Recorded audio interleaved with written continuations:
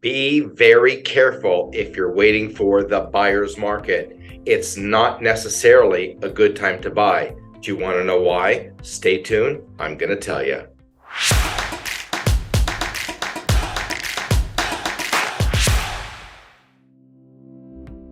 Hi, Randy with Berkshire Hathaway and the Orr Group here in Laguna Niguel, California.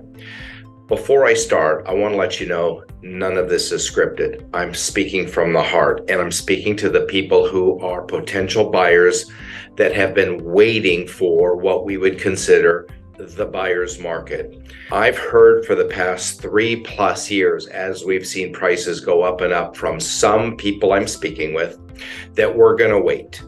And a lot of that is fear-based, and I want to shed some light on the people that are still waiting or about to do something but hesitating, saying to me or saying to your agent, I'm going to wait for the buyer's market, thinking that the buyer's market is the time to buy. And I just want to throw out some cautions. First of all, I highly recommend that you speak to a qualified realtor and discuss what your plans, your needs are, long-term, short-term, and really get some professional insight as to a strategy. But for too long, I've heard people saying, I'm waiting for the buyer's market. In order to discuss the buyer's market, I think we need to understand why a buyer's market or a seller's market is deemed so, and it all has to do with what we call an absorption rate. How quickly our inventory is absorbed does dictate the guidelines of a buyer's market or a seller's market. So let me give you an example of how we calculate that. Gets a little statistical. Bear with me, please. The understanding is important. We assume a monthly rate of sales based on the activity. How many homes are going into escrow and closing every month? It's easy to get that number from the MLS. You simply divide that number into the total of active homes on the market in a particular area, and you'll come up with an absorption rate, which means the number of weeks or months it takes to go from the level we're at now in inventory to zero. That's the absorption of our inventory. Assuming not another listing comes on, it's from where we are now to zero. It is believed that somewhere between 0 days and about 4 months, all conditions normal, that an absorption rate 4 months or less is considered a seller's market because it's a quick turning inventory. Fewer homes available for the number of buyers that want to buy. I have seen absorption rate as low as 7 days, 9 days. Going back a year or two ago in some pockets of our community, there was that little inventory where the absorption was 9 days that fast, about a third or a fourth of a month, a week supply. Anything 6 months or over is determined a buyer's market. So if we have a lot of inventory and not enough buyers absorbing that inventory, 6 months or longer is an indication of a buyer's market. And I have seen some pockets in some areas be 10 months, 12 months, 2 years in some unique communities and at some price range. That 4 to 6 months in the middle is considered a neutral market. We haven't seen that for over 3 years. It's no secret for the past 2.5 years, we've had a runaway market. And what we can look at is dollar per square foot. We reached a dollar per square foot high of all time in my city at $732 a foot back in around March of 22. March of 2022, before the interest rates started to inch up, we had dollar per square foot averaging at $732 a foot for single family detached homes. We did see that number float around just a little bit, and in October of 22, we hit the low little trough, the correction, if you will, at $710 a foot. And it didn't last long. It was just a matter of a month, just a few weeks, $710 per foot.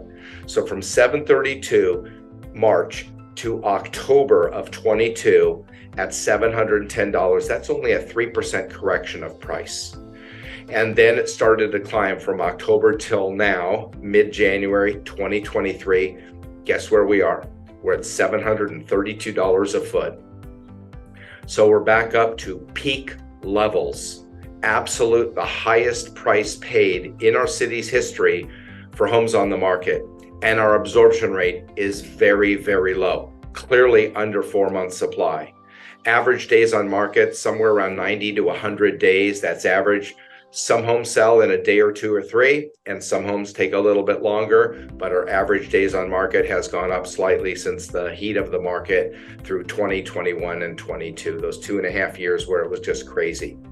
But getting back to waiting for the buyer's market, let me enlighten everybody that a buyer's market tends to last about, the correction years, tends to last somewhere between 3 and 7 years. That's about average. I've not seen it in the 3 cycles that I've been aware of, and that goes back 25, 30 years. I've not seen the correction being any shorter than 3 years. 3 years is a very quick turnaround from peak to trough to climbing back up out of that declining market.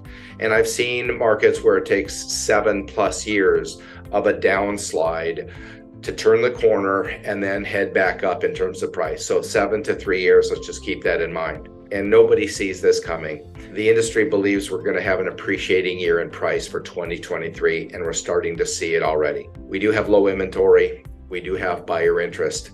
Yes, interest rates are a little bit higher than we would like. We're anticipating probably mid-5s by the middle of the year, and that would be a good thing. And historically, we're still at a 30-year low. If you look at averages over the 30 years, we're still low in terms of what that average has been.